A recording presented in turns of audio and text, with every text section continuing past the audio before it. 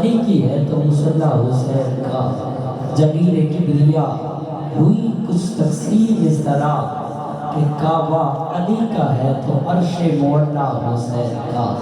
یہ کون سی وقار ہے، یہ کون شاہ سوار ہے، لباس ہے پھٹا ہوا غبار سے اٹا ہوا، جسم نازنی چدا ہوا کٹا ہوا۔ یہ کون سی وقار ہے، یہ کون شاہ سوار ہے، لباس ہے پھٹا ہوا غبار سے اٹا ہوا، جسم نازنی چدا ہوا کٹا ہوا، پھر بھی ہزاروں قاتلوں کے سامنے ڈٹا ہوا۔ یہ کون سی وقار ہے، یہ کون شاہ سوار ہے، نبی کا نور عین ہے، یہ بالیقین حسین ہے، نبی کا نور عین ہے، یہ بالیقین حسین ہے۔ دعوت سخن پیش کر رہا ہوں، آفتاب ولایت، مہتاب طریقت، عالم نبی فاضل جلیل، ترجمان فکر رضا، فخر السادات، سید السادات، استاذ العلماء و استاذی حضرت علامہ مولانا پیر سید راحیل حسین گردیری شاہ صاحب، آپ اپنے معجزات حسنہ سے آپ کے اور میرے دل کو جلا بخشتے ہیں۔ ایک ہاتھ بلند کرنا ہے سادات کے استقبال میں، نعرہ تکبیر۔ صوفی آباد کی دھرتی کو پتہ چلے کہ عوام آج سادات کا استقبال کر رہی ہے، نعرہ تکبیر، نعرہ رسالت۔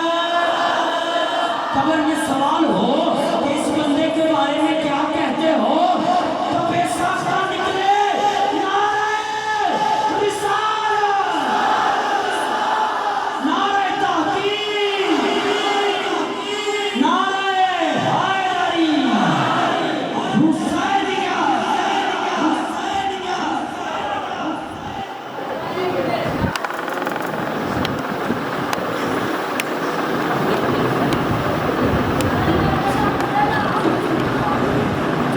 اس کی بالکل بن گیا،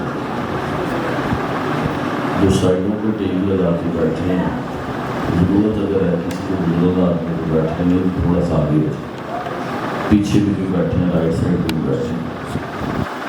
الحمدللہ یا رب العالمین، آپ کی برتب المتقین والصلاة والسلام علی خاتم الانبیاء والمرسلین۔ اما بعد فاعوذ باللہ من الشیطان الرجیم، بسم اللہ الرحمن الرحیم۔ قال اللہ تعالی و تبارک فی الکلام المجید، انا اعطیناک الکوثر۔ آمنت باللہ صدق اللہ العظیم و بلغنا رسولہ النبی الکریم الامین۔ قال اللہ تعالی و تبارک فی شان حبیبہ مخبرا و عامرا، ان اللہ و ملائکتہ یصلون علی النبی یا ایھا الذین آمنوا صلوا علیہ وسلموا تسلیما۔ درود پاک بڑی اونچی آواز سے صلاۃ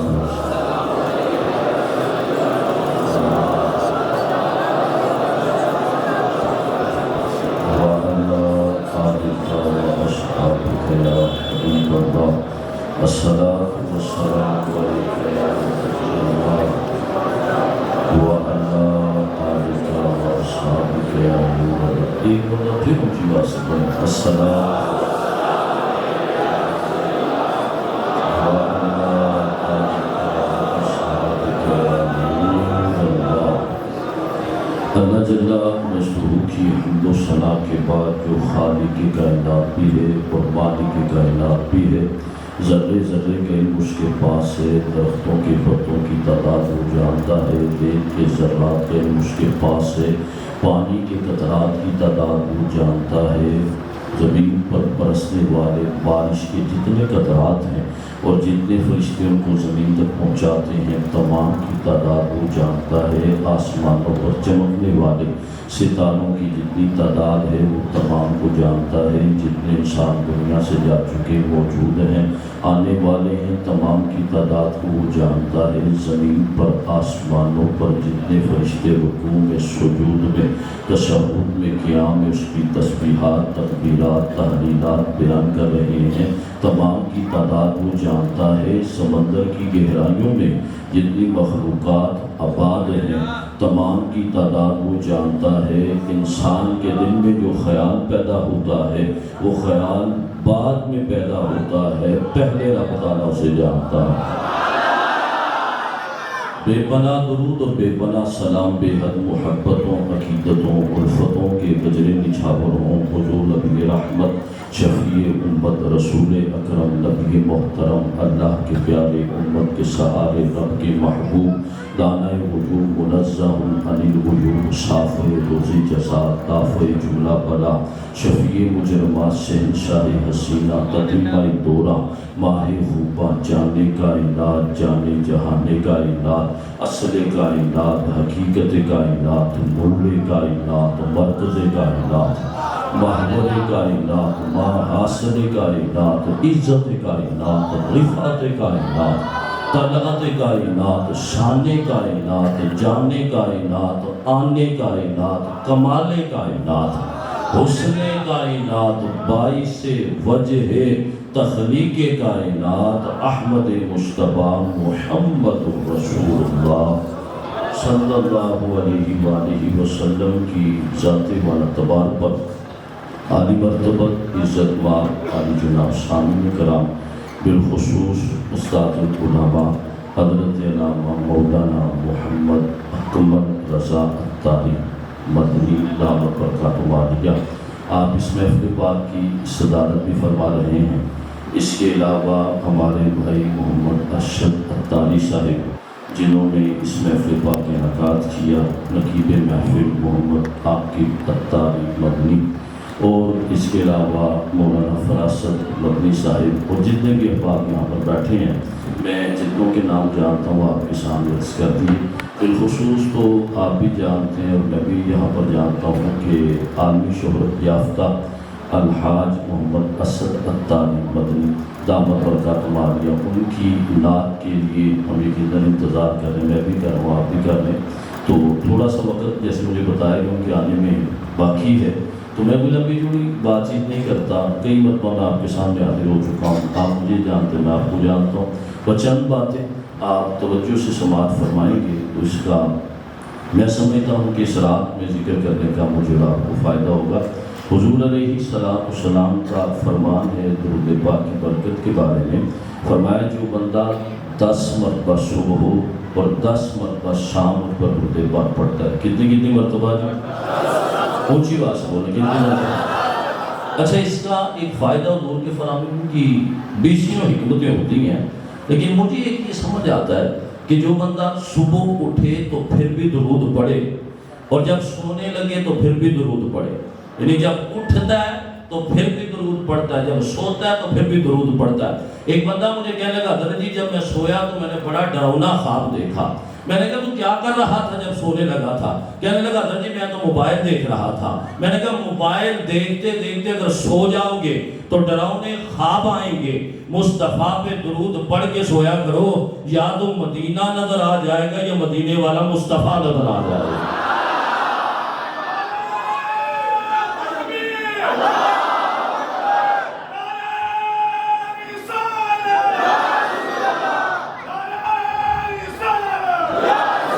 اچھا، اس کے ایک اور فائدہ بھی ہے، جب بندے نے قبر میں جانا نا جی، وہاں پہ جب بندے نے مر جانا ہے، قبر میں چلے جانا ہے، منو مٹی تلے بندے کو دفنا کے آ جانا ہے، تو وہاں پر جب نکیرین نے آنا ہے نا تو انہوں نے اٹھا کے اسے بٹھانا ہے، تو جو بندہ نمازی ہوگا نا اسے یہ لگے گا جیسے میں ظہر کے بعد سویا تھا اور عصر کا وقت ہو گیا ہے، مجھے اٹھایا جا رہا ہے۔ میں نے کہا جو درود پاک پڑھتا ہوگا جب نکیرین اسے اٹھائیں گے اس نے درود پڑھنا شروع کر دینا ہے، نکیرین نے کہنا ہے ارے اس نے درود پڑھنا شروع کر دیا، رب نے اسے ویسے ہی جنت عطا فرما دے۔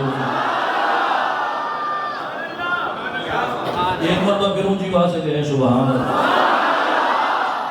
اچھا بیٹی، اس کی فضیلت مزید حدیث سنیے، رحمت دو عالم صلی اللہ علیہ وسلم نے فرمایا میدان محشر ہونا جی جس نے 10 مرتبہ صبح ہو 10 مرتبہ شام درود پاک پڑھا ہوگا. یہ کوئی بڑا ورد نہیں ہے، وظیفہ نہیں ہے، اس کے لیے کوئی گھنٹوں نہیں پڑھنا پڑتا بلکہ چند منٹوں میں بندہ پڑھ سکتا ہے. میدان محشر ہوگا، وہاں پر لاکھوں کروڑوں اربوں لوگ ہونے ہیں، ملین بلین ٹریلین کی تعداد میں لوگ ہونے ہیں. قرآن کہتا ہے وہاں پر باپ بیٹے کے کام نہیں آ سکتا، شوہر بیوی کے کام نہیں آ سکتا، لیکن جس نے درود پڑھا ہوگا مصطفیٰ وہاں پر آئیں گے بھی، اسے ڈھونڈیں گے بھی، پہچان بھی لیں گے، شفاعت بھی کریں گے، رب جنت بھی عطا فرما دے گا. اب سوال یہ اتنے لوگوں میں حضور علیہ السلام پہچانیں گے کیسے؟ تو میں بتاتا ہوں، کہیں آپ سبحان اللہ. ایک صحابی کا صحابہ نے بڑا اوپر کرم فرمایا. میں کہتا ہوں صحابہ نے یہ جو اسلام ہم تک پہنچایا نا، یہ ان لوگوں کا درہ امتیاز ہے.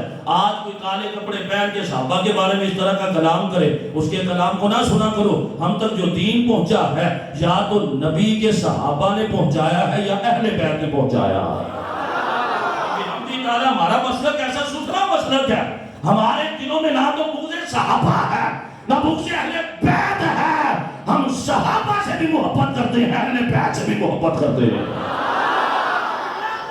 جنتی جنتی یا نبی جنتی جنتی یا رسول میں موت بھی قبول ہے اور عشق مصطفیٰ زندگی قبول ہے. یا نبی جنتی جنتی. میرا حسین زنجانی علیہ رحمہ کے پاس ایک بندہ ہے جو دوسرے مسلک کا تھا. وہ کہنے لگا حضرت جی میں آپ کو اہل بیت کی شان سنانا چاہتا ہوں. آپ مسکرائے، فرمایا اہل بیت کی شان سناؤ. ہم سنی وہ ہیں اہل بیت کی شان سن کے بھی خوش ہوتے ہیں، صحابہ کا مقام سن کے بھی خوش ہو جاتے ہیں.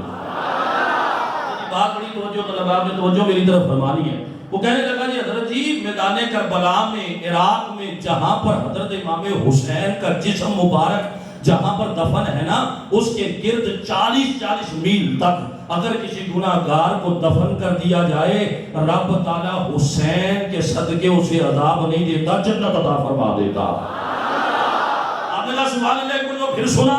وہ کہنے لگا حضرت جی میدان کربلا میں جہاں پر امام حسین کا جسم دفن ہے اس کے گرد 40 میل تک جس کو دفن کر دیا جائے رب اسے عذاب نہیں دیتا. آپ نے کہا پھر سنا. پھر وہ یہی کہنے لگا حضرت جی میدان کربلا میں جہاں پر امام حسین کا جسم دفن ہے وہاں پر 40 میل تک جس کو دفن کر دیا جائے رب عذاب نہیں دیتا. آپ نے فرمایا پھر سن لے، اگر جہاں پر دل ہوگا نا پھر تو آپ سبحان اللہ کہیں گے. پتھر کا ٹکڑا ہوگا تو میں کچھ نہیں کہہ سکتا. آپ نے فرمایا حسین کے بعد جسے دفن کیا جائے رب اسے عذاب نہیں دیتا، تو حسین کے نانے کے بعد جو دفن ہے رب نے انہیں بھی جنتی بنا دیا. تو میں نواسے کے پاس جو دفن ہو رب اسے جہنم کی طرف نہیں جانے دیتا. تو جس نانے نے اپنے قدموں میں اور اپنے پاس ان صحابہ کو سلایا ہے اللہ نے ان کو بھی جنتی بنا دیا. آج بھی جتنی مرضی کے بکواس کر لے کچھ کہہ لے، کسی کے چاند کی طرح منہ کر کے تھوکے تو کیا ہوتا ہے؟ تھوک اپنے منہ پہ آ کے پڑتا ہے. رب تعالیٰ نے حضور کے صحابہ کو بڑا ہی مقام عطا فرمایا. اچھا جی وہ صحابی رسول نے عرض کیا اللہ کے نبی علیہ السلام وہاں پر آپ اپنے امتیوں کو کیسے پہچانیں؟ سوال ہے نا جی وہاں پہ 80 صفحے بننی ہیں، 70 امتیں ہونی ہیں اور ہماری امت ہم جو ہے سب سے آخر میں ہیں. تو وہ ایک صحابی کھڑے ہوئے، جب سرکار نے فرمایا نا 69 گزر چکی تو 70 میں ہم ہیں، تو صحابی کھڑے ہوئے تو عرض کی آقا سب سے آخر میں ہم ہی آنے والے ہیں. سرکار نے فرمایا ہم ہی آنے والے ہیں. وہ سرکار اس صحابی کی بات کو سمجھ کے اس صحابی نے سوچا کہ بعد میں آتا اسے تو کچھ ملتا بھی نہیں ہے، محفل میں بندہ لیٹ آئے تو اسے لنگر نہیں ملتا، وقت کے بعد آئے تو اسے پڑھنے کا موقع نہیں ملتا. اس نے عرض کیا آقا ہم سب سے آخر میں آئے؟ سرکار نے فرمایا ہاں آخر میں آئے. وہ صحابی بیٹھ کے دل میں خیال تھا بعد میں آئے ہیں، ملنا کیا ہے؟ میرے نبی نے فرمایا نانا صحابی ہم آئے بعد میں ہیں لیکن جنت میں رب ہمیں ہی سب سے پہلے داخل فرمائے گا. جنت میں جانا نا، جنت کا دروازہ کھولا نہیں جانا جب تک امت محمدیہ نہیں آئے گی، جب تک سرکار تشریف نہیں لائیں گے دروازہ کھولا نہیں جانا. آگے آگے سرکار نے جانا ہے، پیچھے پیچھے رب نے سرکار کی امت کو جنت عطا فرما دے گی. اچھا جی وہ صحابی کا جو سوال ہے وہ یہ ہے میرے حضور آپ وہاں پر پہچانیں گے کیسے کہ آپ کی یہ امتی ہیں؟ سوال تو بنتا ہے۔ صحابہ نے تو سوال کر کر کے معاملہ ہمارے لیے آسان کر دیا۔ میرے نبی علیہ الصلوۃ والسلام کا فرمان سنیں۔ حضور علیہ الصلوۃ والسلام نے فرمایا میں نے جب وہاں پہ جانا ہے نا تو کچھ لوگوں کے چہرے بھی چمکیں گے، کچھ کے سر بھی چمکیں گے، کچھ کے ہاتھ بھی چمکیں گے، کچھ کے بازو بھی چمکیں گے، کچھ کے قدم بھی چمکیں گے۔ فرمایا ایسے ہوں گے جو چمک رہے ہوں گے، ہم انہیں دیکھتے بھی جائیں گے، پہچانتے بھی جائیں گے، رب نے انہیں ہماری امت پہ پیدا فرما دیا۔ رسالت، نعرہ تحقیق، نعرہ حیدری۔ آپ کو ایک عقیدے کی بات سناتا ہوں، کہیں سبحان اللہ۔ اچھا جی، جو چمک رہا ہو بندہ اسے نوری بھی کہہ سکتا ہے نا؟ کہیں جی کہہ سکتا ہے۔ ہاں، اسے بندہ نور بھی کہہ سکتا ہے، منور بھی کہہ سکتا ہے، نوری بھی کہہ سکتا ہے۔ میں نے کہا جب امتی ہو کے میدان معاشر میں چمک بھی سکتا ہے، نوری بھی بن سکتا ہے، تو پھر مجھے کہنے دو میرے نبی کو بھی رب کعبہ نے اپنے نور سے پیدا فرمایا ہے۔ حضور علیہ السلام نے اپنے نبی کو پہچان لینا، اور جس نے درود پڑھا ہوگا حضور نے اس کی شفاعت بھی کرنی ہے، حضور نے کرم بھی فرمانا ہے، رب نے جنت بھی عطا فرما دے۔ اللہ تعالیٰ نے ہمارے نبی علیہ السلام کو بڑا عطا فرمایا، اور یہ جو رات ملی ہے نا، یقین جانیے یہ بھی حضور کے صدقے اللہ تعالیٰ نے ہمیں عطا فرمائی۔ کائنات میں سب سے زیادہ سخی آدمی، جینرس پرسن، انگلش میں سخی کو جینرس کہا جاتا ہے، جینرس پرسن کائنات میں سب سے زیادہ۔